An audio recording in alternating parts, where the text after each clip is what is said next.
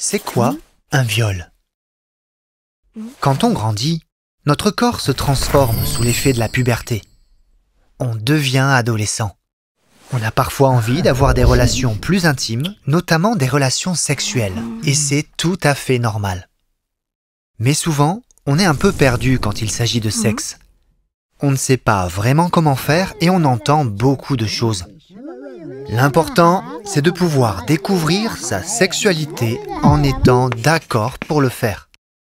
C'est ce qu'on appelle le consentement. Consentir à quelque chose, c'est accepter librement de faire cette chose sans être contraint ou forcé.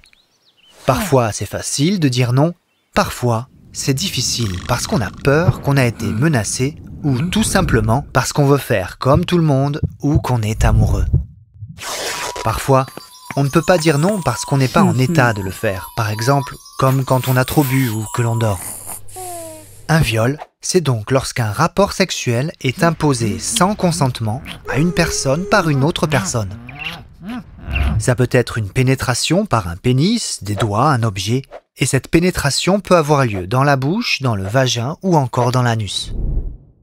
On pense souvent que le viol, c'est uniquement le pénis d'un garçon qui pénètre le vagin d'une fille. Mais en fait, il existe d'autres formes. Par exemple, si un garçon pénètre une fille en mettant les doigts dans son vagin alors qu'elle n'a pas donné son accord, c'est un viol.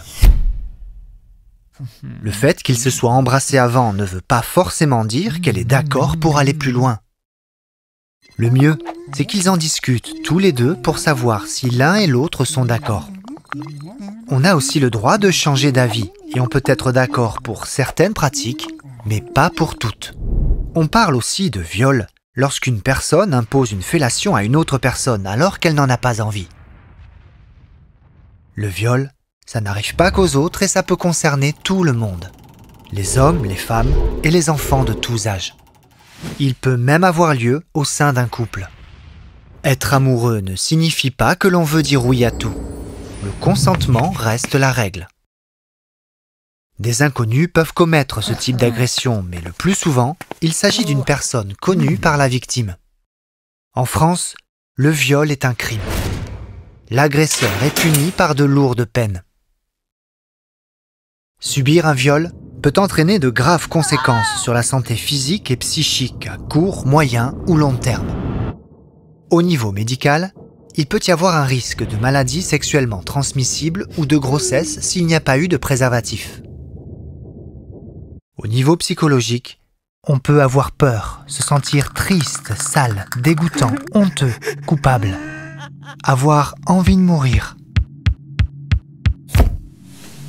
On peut aussi avoir des problèmes pour dormir, manger, travailler et parfois se mettre en colère sans trop savoir pourquoi. Souvent, on se sent très seul. Si tu as vécu un viol ou si tu as connaissance que quelqu'un a vécu un viol, le mieux c'est d'en parler à une personne en qui tu as confiance. Elle pourra t'aider pour savoir quoi faire. Tu peux aussi appeler le 119. C'est un numéro d'appel gratuit et confidentiel. Les personnes au téléphone sont habituées à ces situations et peuvent répondre à tes questions. Tu peux aussi aller au commissariat de police ou en gendarmerie. Une de leurs missions est d'entendre les personnes, même mineures, et de protéger les victimes.